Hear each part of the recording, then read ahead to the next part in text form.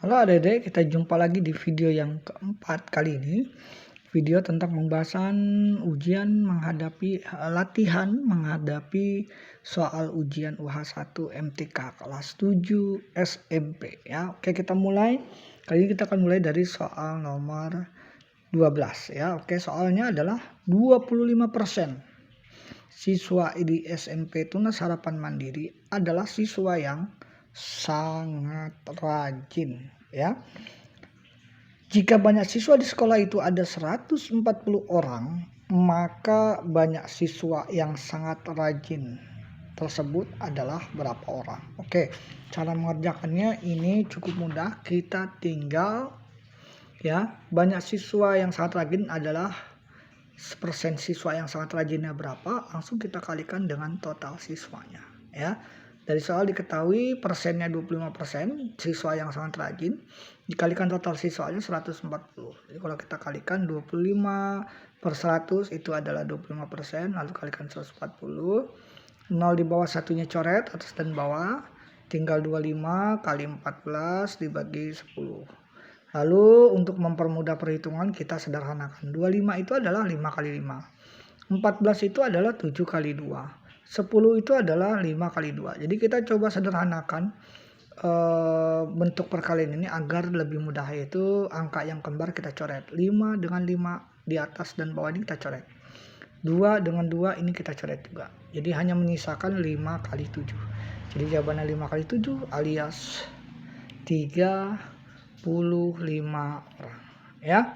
Karena baterainya udah mau habis, jadi sebentar sambil kita casin ya, sambil kita colok dulu. Oke, sebentar. Iya. Oke, ini sudah kita colok ya. Lanjut kita ke soal nomor 13. Soal nomor 13 itu ada soal seperti ini bentuknya dan kita disuruh menghitung. Ya, menghitung artinya menyederhanakan juga di dalamnya ya. Oke, baik, kita kerjakan gimana soal yang seperti ini. Nah, ini ada bentuk pecahan biasa, pecahan campuran, pecahan biasa, pecahan biasa. Nah, pecahan campuran ini kita rubah dulu jadi pecahan biasa. Caranya gimana? Bawah kali depan tambah atas. Bawah kali depan tambah atas. 2 kali 3 6 tambah 1 7. Jadi bentuk pecahan biasanya adalah 7 per 2 ya. Setelah kita dapat pecahan biasa, kita cari yang kembar dan kita keluarkan, kita pisahkan. Ternyata yang kembarnya ada 2 ya, 3 per 5 3 per 5 dengan 7 per 2 7 per 2. Kita pilih salah satu saja, misalkan 3 per 5 mau kita keluarkan, sehingga yang tersisa di dalam adalah 7 per 2 ditambah 7 per 2, karena 3 per 5 nya udah kita pisahkan di luar kurung ya. Nah, bagi-bagi ada yang bingung kenapa bisa seperti itu, kenapa di sini sisa 3 per 5, di dalamnya masih ada 7 per 2 tambah 7 per 2. Jadi kalau kalian bingung, kalian bisa balikin lagi ke atas. Caranya gimana balikin ke atas? 3 per 5 nya kalian kalikan ke sini, lalu ditambah dengan 3 per 5 yang ini kalikan lagi ke sini. Nanti akan balik lagi seperti ini. Itu adalah sifat distributif namanya ya. Oke, sifat distributif pada perkalian dan penjumlahan ya. Baik, kita lanjut. Jadi dari sini maka yang di dalam kurung kita harus kerjakan terlebih dahulu. 7 per 2 tambah 7 per 2 karena bawahnya sudah sama. Angka 2 tinggal kita jumlahkan atasnya. 7 tambah 7 itu 14. Jadi 14 per 2 itu adalah hasilnya 7. Jadi nanti hasilnya adalah 3 per 2 kali 7. 3 kali 7 itu yang atas hasilnya 21, sementara 5 yang di bawah sendirian. Jadi 21 per 5 itu adalah hasilnya ya. Kita lanjut ke soal berikutnya, soal nomor 14. Soal ini adalah seperti apa? Seperti ini kalimatnya ya. Hasil kali 2 bilangan, sembarang bilangan itu adalah 12. Dan bilangan yang satu diketahui yaitu adalah 9 per 4. Kita disuruh tentukan bilangan yang lain. Jadi ada 2 bilangan dan kalau dikalikan harus 12.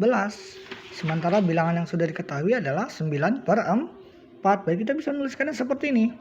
Bilangan pertama kali bilangan kedua, hasilnya harus 12. Bilangan yang ini sudah diketahui yaitu 9/4. Nah, untuk mengetahui yang ini anggaplah bilangan ini adalah bilangan M. Maka caranya cukup mudah. Adik-adik tinggal pindahkan ini. Bentuk 9/4 perkalian ini kalian pindahkan ke sebelah sana. Perkalian juga.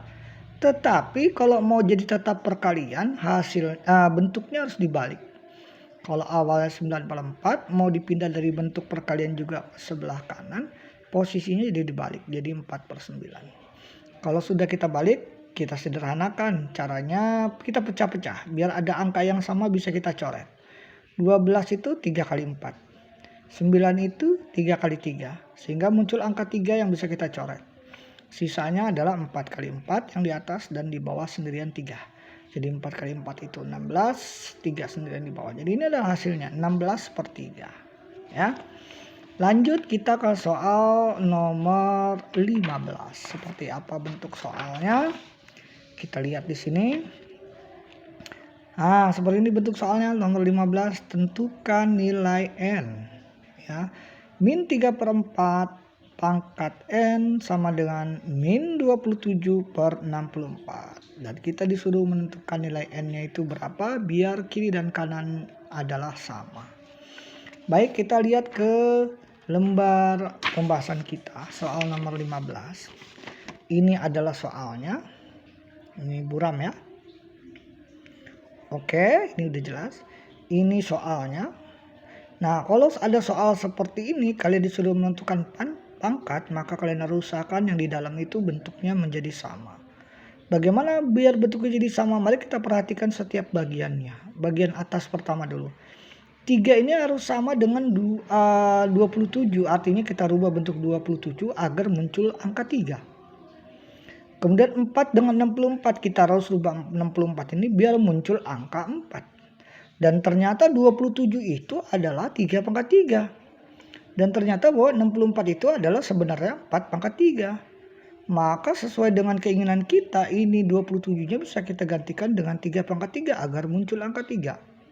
Sementara 64-nya bisa kita gantikan dengan 4/3 biar muncul angka 4. Mari coba kita lihat. Jadi hasil bentuk seperti ini nanti.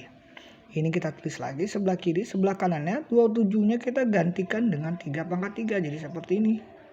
64-nya kita gantikan dengan 4/3 seperti ini.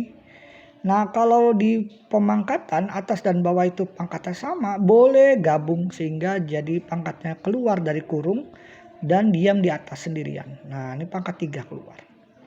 Sehingga di dalam yang tersisa adalah min 3/4. Nah, bentuknya jadi sama kan? Min 3/4, min 3/4. Kalau yang di dalam kurungnya sudah sama, berarti pangkat yang di luar kurung berarti adalah suatu kesamaan. Artinya N sama dengan 3. Itulah jawabannya. Jadi N-nya adalah sama dengan 3. Kita lanjut ke soal nomor 16. Seperti apa soal 16? Kita lihat. Bulatkan bilangan berikut sampai 3 desimal.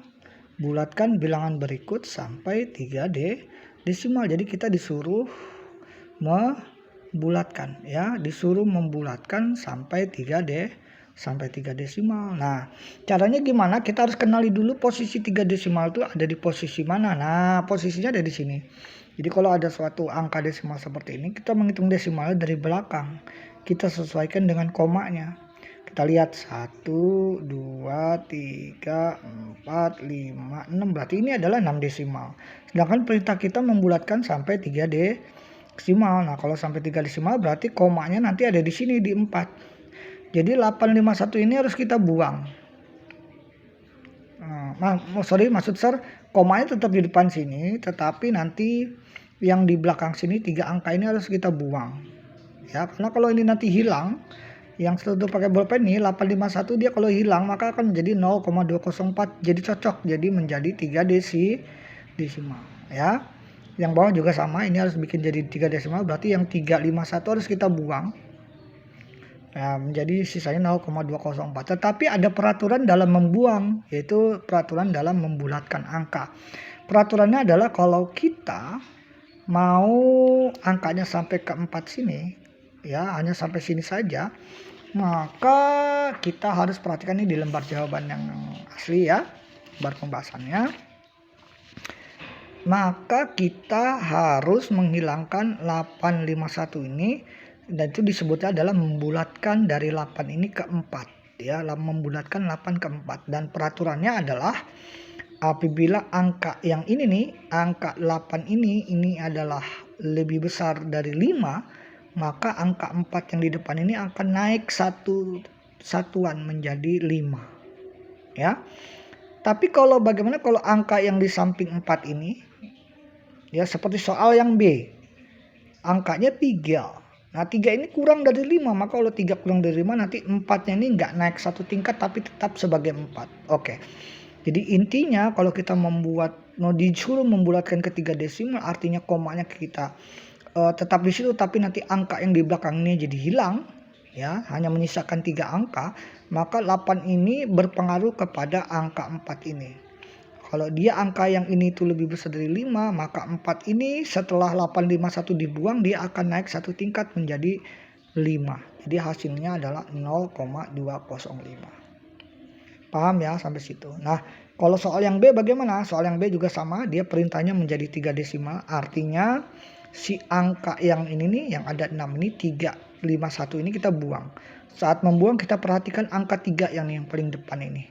Apakah dia lebih besar dari 5 atau kurang dari 5? Nah, ternyata kalau yang ini kurang dari 5.